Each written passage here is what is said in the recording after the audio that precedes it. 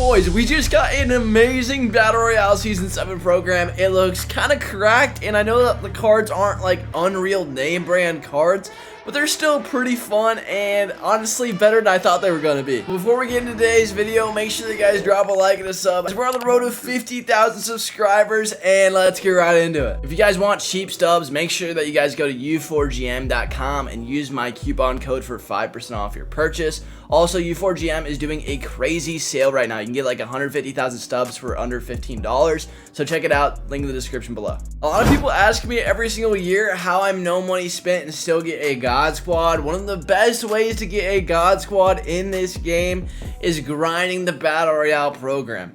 And one thing I always like to say too is you don't have to be the best player in the world.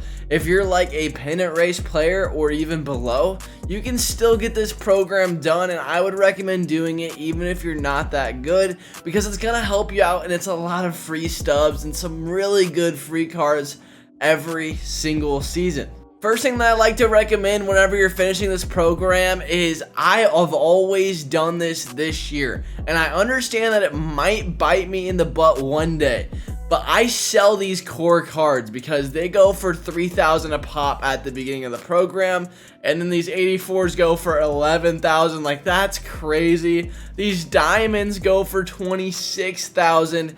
You got to take your stubs here. They'll go down in price eventually, and I understand they are going to be used for the big core collection one day, but there are so many good cards in the game, and I think that if you're biting bullets and you're no money spent and you want cards and you want stubs, make sure that you sell these guys as fast as humanly possible. I grind the program to 100 as fast as I can. I sell those cards, and I will make upwards of 200,000 stubs sometimes.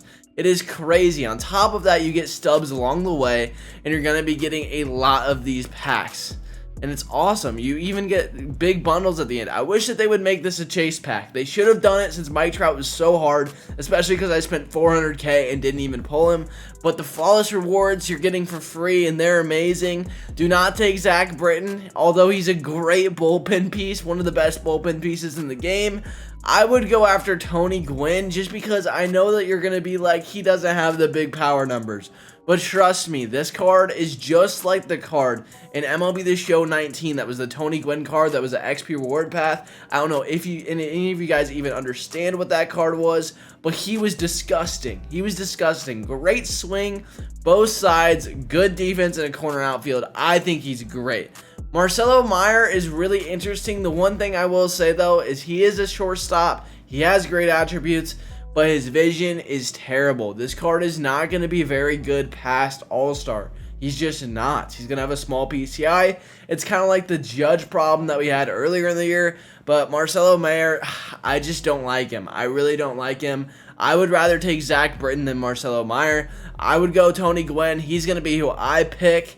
And I'm probably going to move one of my outfield spots to a DH because I just got to get rid of him. There's so many good outfielders this year.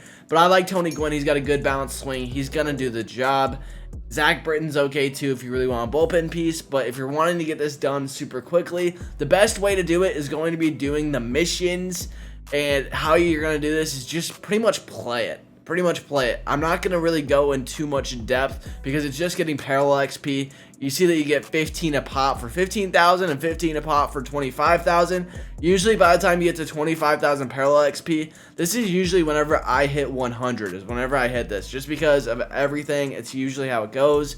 And that's going to take you probably 3 to 4 hours of game time, maybe 5 hours if you're playing if you're not really winning a lot of games. But I mean, I play on Ship It Stadium or I play on some created stadium with high elevation. I would recommend doing that because they're going to be higher scoring games. Whether you win or lose, it's going to be more parallel XP. On top of that, whenever you're using a really easy stadium, you're getting the same type of parallel XP milestones with the silvers, golds, and diamonds. I would say use Chapman first, just because they're all 500 XP. It's usually easier to get the pitchers ones.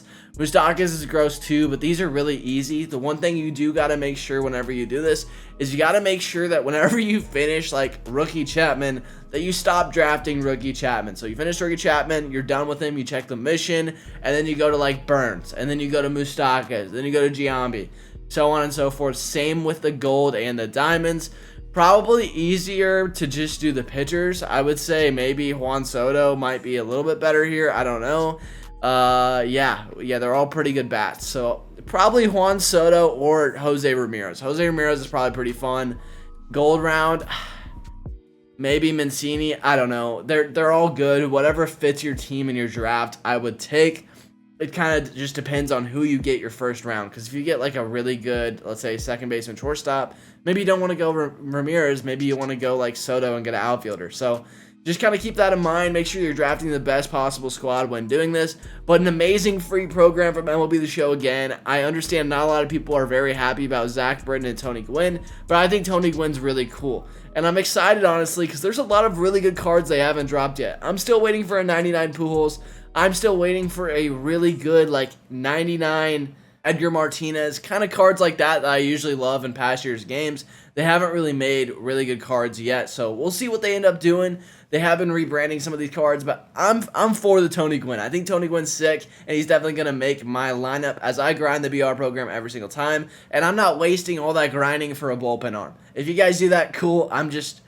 I don't really care. There's so many guys in the game, lefties and righties with max hits per 9 that are like 10 to 15,000 stubs that I make in my Budget Beast videos, and they do just fine. Like, they do just fine. You're not going to be missing out if you don't take a bullpen guy. I understand he's good, but how much better is he than a 15,000 stub card on the marketplace? Not that much better, and that's kind of sad. But if you boys enjoyed this video and you want to see more like this, smash the like and sub button as you're helping me quit my job. I'll talk to you guys later. Have a great rest of your day, and peace!